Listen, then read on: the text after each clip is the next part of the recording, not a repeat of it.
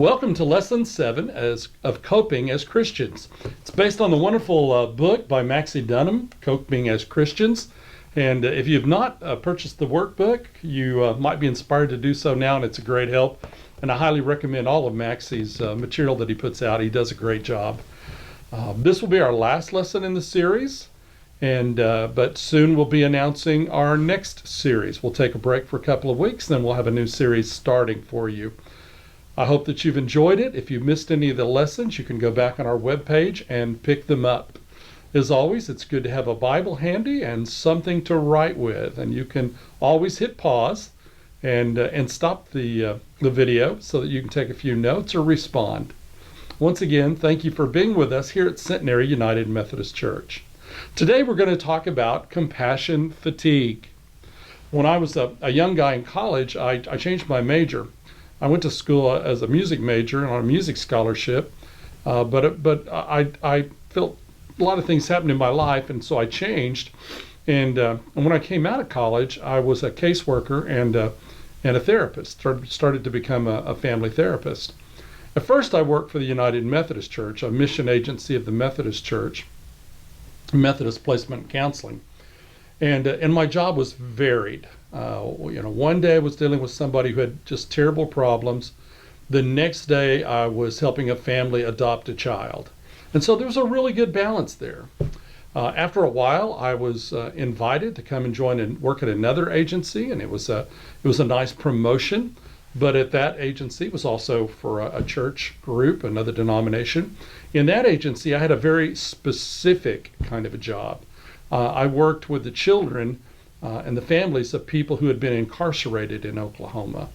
And every day was hard. Every day the news was bad. And I can remember going through this experience after a couple of years, and I didn't really know what it was. I just knew that I didn't want to get out of bed in the morning, and that I didn't want to go to work that day. And something that had appeared exciting and challenging to me now just seemed like a weight that I just couldn't bear. Sometimes the act of caring can be so heavy and so burdensome that we just become worn out with it. That's what a therapist and others call compassion fatigue. We've cared as much as we can care. Thomas Oden was probably certainly one of the greatest theologians the modern church has produced. He passed away recently and joined the church triumphant. I had the privilege of being his pastor for 10 years and getting to just every couple of weeks have lunch with him and talk theology and talk about the Methodist Church. And particularly he had a keen interest in the early Christians of North Africa. And he did a lot of research and work on that important contribution to the church made by North African Christians. I had the opportunity one day to go to lunch with him. It was when I had first been in his church, where I'd become the new senior pastor, and I took a book with me, and it was a book that he had written about pastoral theology, about how pastors take care of congregations. It was the book that allowed me to be a pastor, really invited me to decide to follow a calling to be a pastor. And I got to take it to Tom and talk to him about it and ask him to sign it. And he wrote a wonderful little message in it. And that book has just sustained me over the years. Lots of times when a young pastor I know is being ordained, I'll give them a copy of Thomas Oden's book on pastoral theology. At the center of that book is the concept of the care of souls. That's really what the book is about. We care for souls as clergy. We care for souls as the church. We care for souls as individual Christians. We care about people. God loves people and cares about people. So as followers of the Christ, we love and care for people.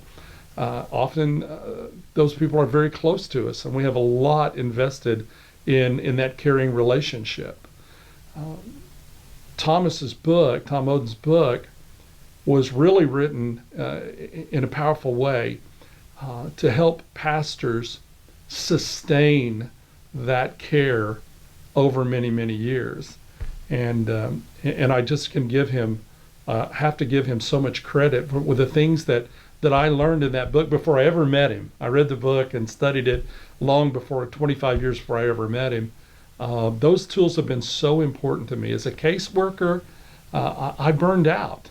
But as a pastor, I've been blessed to be able to sustain this ministry for 35 years as an ordained Methodist minister. And it's because of Tom's way of looking at the care of souls. And we're going to talk about that and Maxie's contributions. Maxie was a highly successful pastor. He's retired now, but he sustained an incredible ministry just over decades. And so learning from those folks is kind of what the lesson today is going to be about. You know, if you think about Jesus had to deal with compassion fatigue. In the Gospel of Mark, chapter 6, verses 30 through 34, Mark tells us about that. This is Mark 6, 30 through 34. The apostles gathered around Jesus and reported to him all that they had done and taught. Then, because so many people were coming and going that they did not even have a chance to eat, he said to them, "Come with me by yourselves to a quiet place and get some rest." So they went away by themselves in a boat to a solitary place. But many who saw them leaving recognized them and ran on foot from all the towns and got there ahead of them. When Jesus landed and saw a large crowd, he had compassion on them because they were like sheep without a shepherd. So he began teaching them many things. You'll probably recognize that passage. We used it earlier in the Coping as Christians series. It's about Jesus and Jesus recognizing the need to rest from the compassion and the love and the care that he was sharing. You may not remember exactly the context of the story, but the apostles have just been out on their first missions out into the surrounding villages of the Galilee area, and they've just come back to Jesus, and they're emotionally and spiritually exhausted. And Jesus recognizes that they need to go away to a solitary place, but Galilee's like a big Oklahoma lake, and you can see to the other shore, and the people see where they're going, the people follow them and just continue to want to be around Jesus. And Jesus sees that they're like sheep without a shepherd, that they're vulnerable and in need, and he feels the burden of that. I can tell you that I've never preached on that text without at least several lay people coming up to me afterwards and saying, "I get it. I understand what Jesus was feeling." That sense of I've been caring for someone or caring for these relationships, and I just need a break. And every time I think I'm going to get a break, I don't get it. And I just feel the burden and the weight of that. That's very normal. That's not something you should feel guilty about. It's just a part of being human. It's a part of loving and caring for people. So I'd like you to take a few moments in your journal or in the notebook and just list some of those areas or some of those relationships in which you may be experiencing compassion fatigue. Just write down a relationship or a description of a relationship where you are experiencing compassion fatigue. Now, one of the most important things about compassion fatigue is we have to recognize our limits and what we can really offer and what we can do. And I had to learn that lesson in a very hard way as a pastor. When I was a young pastor, I didn't know where the limits were, and it caused damage to my relationships with my family and my friends. I had to really learn about that. It was a very painful lesson. A lot of you will know, the staff all knows here at Centenary and previous church staffs where I've served know that I have a day of the week that is my wife's day, and she gets that day no matter what. Unless I have a funeral or there's an extreme emergency, I'm not in the office. And one of the ways I sort of judge that is if I don't have to put on a tie for it, I probably don't need to go. Unless there's an extreme emergency, that time is blocked off for Prudy and for my family. And that's just something I've had to learn over the years, and I'm very regimented about it. I make that happen every week that I can. I'd say 50 out of 52 weeks of the year, I make that happen for her. And it's important for her. It's important for me. It's important to just understand that I can't do this job 7 days a week. God gave us the Sabbath as a way of recognizing our limitations. Early Jewish people were able to view the Sabbath as a way of saying that our God is so good that we don't have to work 7 days a week, that God will provide for us. And it was a matter of faith and trust. And I think that applies to our caring. I think that there are times we have to take a break from it. And exactly like Jesus went to seek out a lonely place, there are several biblical examples of him successfully doing that. Several examples of him going into the wilderness to be alone. And we need that break. And some people are good at just sort of doing it in a very natural, organic kind of a way. I have to be regimented about it. When I was a young pastor, I had a great senior minister, David Thomas, and David sometimes watches. And David told me very early on, Methodist preachers back then would carry a little black book in their coat pocket, which was their calendar. And David said, take that thing out of there and look at your calendar and mark out, just like you would an appointment with the bishop, mark out the times you're going to spend with your family. And just put that on your calendar. And if somebody says to you, can you do something on this time? Just say, no, I'm already booked. And David, that's been a blessing to Prudy and I all these years. Thank you for that. So some of us, we have to be sort of regimented and recognize that we've got to block off breaks from that type of caring. We want to live compassionate lives. I think people who are attracted to following Jesus Christ, that's just a part of who we are. Sometimes we become Christians because that's who we are. Sometimes we become Christians and grow into that life, a life of compassion.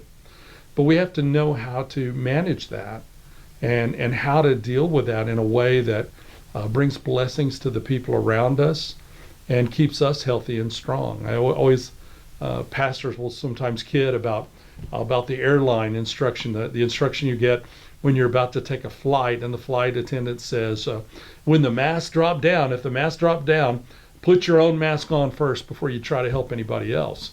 And I think that's a great image, a metaphor for those of us who are caring and caring about others. You have to put your own mask on first. You have to recognize that you have to take care of yourself, that you need to recognize your limits and know where they are. So I'd like you to take just a moment and maybe think about a couple of people you know, one person, two people, who live really compassionate lives. And just write their names down in your notes or in your workbook. And then I invite you to really reflect on how they manage those compassionate lives. How do they manage to live those compassionate lives and have joy and have a smile on their face? And just take a moment and put down a name or two. One of the people I think about was one of my uncles, and the thing I learned from him, he's a very compassionate, caring man. He was in AA for years. He knew his limitations. He learned them the hard way. He had fun. No matter what he was doing relationally and the number of people he was caring for, he found ways to have fun and have joy in his life. That sustained him. And I think when we're giving care to other people, one way that we overcome compassion fatigue is by finding joy and setting aside those things to enjoy. I was walking through the hall of the church today, and Pastor Matt was in another room just strumming his guitar, just replenishing himself. And it was so inspiring to me that I went down to the sanctuary and sat down at the piano. I'm a terrible piano player, but it was just a time to refresh. And I think that's just so important. Another important part of it, besides knowing your limitations and how to live within your limitations, is what I call living in your calling. We each need to recognize how Christ is calling us to serve. People are sometimes disappointed with me because they'll come to me and they'll say they're ready to quit a church job, a volunteer job, and I don't try to talk them into staying. I just don't believe in that. I think that if you feel called, then you should be working in that area. But if that calling's not there for you, and it's not there if you're miserable and unhappy, then you shouldn't be in that position. Same thing with caring. We all care in different ways, and we all have different levels and different amounts of energy we can bring to that. You probably heard the funny old story about the rabbit on the swim team, but I like to read it again. I think it's just fun, and particularly in the face of this very serious topic, maybe brings a little smile to our faces. Once upon a time, the animals decided they would do something meaningful to meet the problems of the changing world. So they organized a school. They adopted an activity curriculum of running, climbing, swimming, and flying. To make things easier to administer in the curriculum, all the animals took all the subjects. The duck was excellent at swimming, in fact, better than his instructor. But he made only passing grades in flying, and he was terrible at running. Since he was so slow in running, he had to drop out of swimming and stay after school to practice his running. This caused his little web feet to be badly worn, and so then he became just an average swimmer. But average was acceptable, so nobody worried about that, except the duck. The rabbit started at the top of his class in running, but developed a nervous twitch in his leg muscles because of so much makeup work in swimming. The squirrel was excellent in climbing, but he encountered constant frustration in flying class because his teacher made him start from the ground up instead of from the treetop down. He developed cramps from overexertion, and he only got a C in climbing and a D in running. The eagle was the problem child in the class. He was severely disciplined for being a nonconformist. In climbing classes, he beat all the others to the top of the tree, but instead of climbing there, well, he flew there. The moral of the story is, each set of creatures has its own gifts in which it will excel. A duck is a duck and only a duck. It's built to swim, not to run or climb or fly like an eagle. Eagles are beautiful creatures, but not in a foot race. A rabbit will win a foot race every time, unless the eagle's hungry. The point of the story is to know your calling and live within your calling. You may have a calling and the gifts that the Holy Spirit gives you to sit in a hospital room with a person hour after hour and day after day. But that may not be your calling. That's not everyone's calling. Maybe you're the kind of person who can bring things that someone needs in that situation. Or you may be the kind of person that can prepare a meal and take it to their house when they come out of the hospital. To know your gifts and to know your calling and to work within that calling is really one of the most important keys to dealing with compassion fatigue. I was at Putnam City Methodist Church. I like to think of as a young pastor, and a lot of the Putnam City people watch these lessons, and they'll remember a pastor there, a retired minister named George Henshaw. And George was a wonderful guy. I was trying to cover all the bases and do everything. We were down a pastor, and it seemed like the cabinet just couldn't send us another pastor that we needed so badly. And I was trying to just cover all the bases. And this retired minister, George, came to me and he said, "Rob, I'm gonna tell you what I'm gonna do." He said, "You pick a day, and I will come pick you up, and I will have set up all the visits with the homebound people." He said, "I'll have communion prepared. I will stay in constant contact with them throughout the month, but one day a month, if you'll come go with me, you just sit in my car. I'll drive you to each location." And he said it in the most clever way. He said, "I just need you to say the holy words." And it was amazing. I'd had trouble seeing the homebound people. I'd had trouble working it in. I felt terribly guilty about it. I didn't know, how to handle that situation. And George recognized that in himself he had that ability to sort of manage that just as a volunteer, just as a wonderful retired Methodist pastor. And he could set me up in a way that then I could be successful. And after we'd done that for, several months, maybe 6 months, I just said, George, this is just the greatest gift that you've given me. Why did you decide to do this? You're retired. You don't have to do this stuff anymore. And George looked at me and he said, Robert, he said, I just wish that I had had another minister in my churches that would have thought of me in this way. And I thought, what a powerful statement. George recognized the gift he had and what he could offer. He recognized the gifts I had and what I could offer. And he found a beautiful way to blend those things together. And we had great fellowship together, and we had great ministry together in that setting. Know what you can do, know what you can't do. Allow others to be involved. We're not solo workers in the vineyard. Heaven knows St. Paul was a guy who struggled with some tremendously difficult situations. He was supervising churches all over Asia Minor and Greece, modern day Turkey and Greece, and all the way down to Israel itself. And he had such a high capacity for work, but he was stretched so thin. If you read about Paul in the book of Acts and then in Paul's epistles, one of the things that becomes very apparent to you very quickly is that he never did it alone. He always invited others to be a part of his ministry of caring and compassion. He was always recruiting others. One of the best people he ever worked with was Barnabas, who was his mentor, who had really helped him get into the Christian life. And Paul wrote about another person, and this whole concept of caring for others. And this is 1 Corinthians chapter 3, verses 5 through 9. What, after all, is Apollos? And what is Paul? Only servants through whom you came to believe, as the Lord has assigned to each his task. I planted the seed, Apollos watered it, but God has been making it grow. So neither the one who plants nor the one who waters is anything, but only God who makes things grow. The one who plants and the one who waters have one purpose, and they will each be rewarded according to their own labor, for we are co-workers in God's service.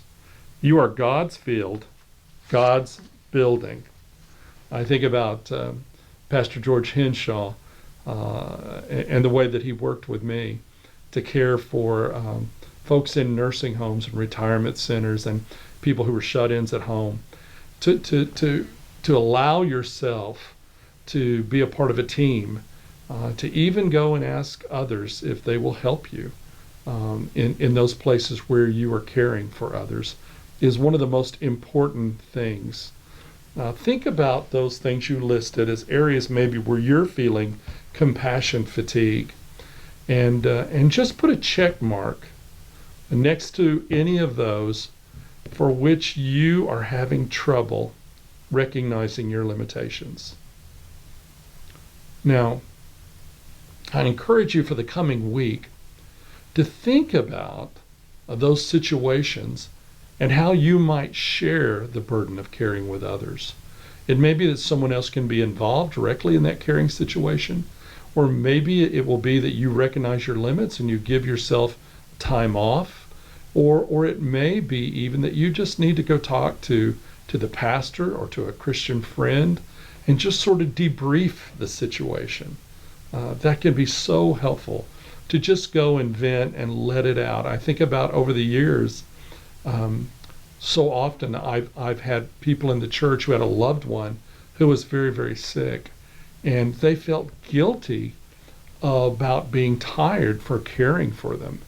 They felt guilty about wanting a break from that. But that's only human, and it's very healthy actually to recognize that. My wife's mother was an invalid. She was paralyzed, and she was in bed for decades and helpless. And Prudy's family cared for her in a beautiful way. And one of the things I saw in Prudy's family, I was a young pastor assigned to visit Prudy's mom before Prudy and I really even knew each other.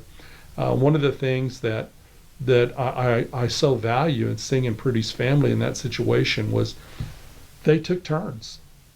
They would take breaks. One family member, her dad was there most of the time, but there were times when Prudy would be there. There was a certain time of the week, every week, that Prudy would be there caring for her mother. Her sister would come and care for their mother. And each person sort of had a role to play in a rotation so that they shared that burden. Well, speaking of my wife, she has a favorite Bible verse, and I imagine it's a favorite verse for many of you. There are a lot of great Christian songs written about Isaiah 40, 27 through 31. So let me just remind you of that passage. Isaiah 40, 27 through 31. Why do you complain, Jacob? Why do you say, Israel, my way is hidden from the Lord, my cause is disregarded by the Lord? Do you not know? Have you not heard? The Lord is the everlasting God, the creator of the ends of the earth. He will not grow tired or weary, and his understanding no one can fathom. He gives strength to the weary and increases the power of the weak. Even youths grow tired and weary, and even young men can stumble and fall. But those who hope in the Lord will renew their strength. They will soar on wings like eagles. They will run and not grow weary. They will walk and not faint. Isn't that a beautiful passage? I just love that passage. You know, in that passage, Isaiah says that even young people wear out and become tired. We all do. It's who we are. And as we talk about sharing the burden of caring for others, the one you can turn to really share that burden is with Christ. Christ wants to be a partner with you in that. And allowing yourself to turn over part of that burden to Christ is to recognize your own limits, your own weakness, your own vulnerability, and is to show your faith in the strength and the power of Jesus Christ. Christ can bear that burden. Just like that day on the lakeshore in the Gospel of Mark, even though Christ recognized it was time for a break, he had the inner strength to continue to minister to those people he saw who were like sheep without a shepherd. The indwelling Christ, the Christ within us, has unlimited energy and unlimited spiritual resources to meet the needs of compassionate ministry, to care for souls, as Tom Oden would say. We have to allow Christ to do that. We have to invite Christ to be a part of each of those situations. And when we allow Christ to do that, and we turn over that burden to Christ, and allow the indwelling Christ to really become the strength of meeting the needs of that compassionate ministry, then we allow ourselves to be renewed. We have to have that time when we wait upon the Lord, allow the Lord to work, and we step back and allow our souls and our spirits to be renewed. I want to conclude with just a story of a wonderful lady that I knew who had taken on the burden of caring for a brother who was very, very sick. The brother had led a very difficult life. He'd had problems with drugs and alcohol and all kinds of things, and the rest of the family had sort of just had enough. And he was home very, very sick, and so his sister Jean took care of him all the time, and he had become the center of her life. She no longer had any energy for her husband. She didn't have any energy for her children, who were teenagers at that time. She was consumed with caring for her brother. And she had said to herself that if I don't do this, then he will die. And one day the family sort of had an unintentional intervention with her. She got into an argument with her husband, and he said, well, I'm just done. He said, you can stay here and take care of your brother until he dies and you die. I can't be a part of this anymore. And she was very shocked and upset by her husband saying that. After all, aren't we supposed to care? Aren't we supposed to help family?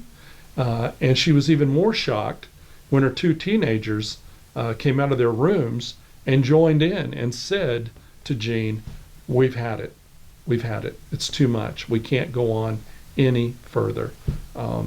We know you love your brother. Spend your time, take care of him, but don't be a part of our lives." It was a very dramatic moment for Jean, a very hard moment, a moment when she had to really look in the mirror and examine her life. Of course she loved her brother. Of course she wanted to help her brother, but she had gotten that help completely out of proportions for her life, and she was not renewing her life. She was not allowing a place in her life for spiritual renewal. And so beyond caring for her brother, she had nothing to offer her husband spiritually or emotionally, nothing to offer her children spiritually or emotionally, and nothing to do to take care of her own life. She was so busy putting the mask on her brother, she hadn't put her own mask on first. And I can remember very well being in a Sunday school class one morning, and we were talking about Jesus and Jesus seeking rest, and Jean just breaking down and crying and saying, "I haven't had any rest for 10 years. My family hates me. I don't know what I'm going to do. I need help." And that beautiful class, her fellows Christians in that Sunday school class, stepping up, and one of them saying, "Well, I can take your brother when he needs to get a haircut," and another one saying, "Well, I'll come over and sit with him on Tuesday nights. You used to go to bridge on Tuesday nights, and I'll come stay with him." And another class member said, "When your kids are doing a play or they're in a ball game or something, call me and I'll come stay with him, and you go to the ball game, go be with your kids." And pretty soon, after a week or two of thinking about the whole situation, the class came in and they gave Jean and her husband a gift certificate to go to Guthrie, Oklahoma, and stay in a bed and breakfast for a week and just have a weekend apart. And the class said, we're gonna come in and take care of your brother for 3 days and 2 nights. We just want you as a couple to get away and have time together. It was one of the most powerful things I've ever seen a group of Christians do, is her classmates in her Sunday school class just stepped in. But what was amazing is that Jean at first couldn't accept it. She just kept saying no to them. But her husband and her kids prevailed upon her, and finally she accepted the gifts of other people sharing in her caring, other people sharing in her care of souls. And over the next 6 months, something very interesting happened. Jean got much healthier emotionally and spiritually. Her relationship with her husband and her children was renewed. And perhaps surprising to some, but not really, her brother started to get better. He came to a point where he recognized what he was doing to Jean, and he realized how much it was hurting her and hurting her relationships with her family. And he became more and more independent, and eventually was able to go and live in his own home and take care of himself. And so it was a complete transformation in this family, because Jean, with help, had recognized her limitations. She had allowed other people to help her in her care of souls, and she had ultimately allowed Christ to be her strength. She had recognized she didn't have the strength for that situation, and she turned it over and allowed Christ to be the strength. And Christ ministered to her, her brother, and her family through that beautiful Sunday school class. There's a time when all of us need to recognize that. That's why I left social work. I realized that wasn't my calling. And tentatively, I became a pastor because I wanted to get in front of the problem. When I was a caseworker, I was always there after the tragedy had happened. And as a pastor, I recognized it suited my personality better to be in front of the problem and to try to help people equip themselves for life's challenges. Think about where you are, what your gifts are, what your calling is, in your caring for others. Be willing to share that with others and allow the indwelling Christ in your life to be your strength. Thank you so much for being a part of this Bible study. I hope it's been a blessing to you.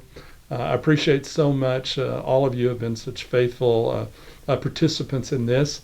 And I look very much forward to the next study we do together.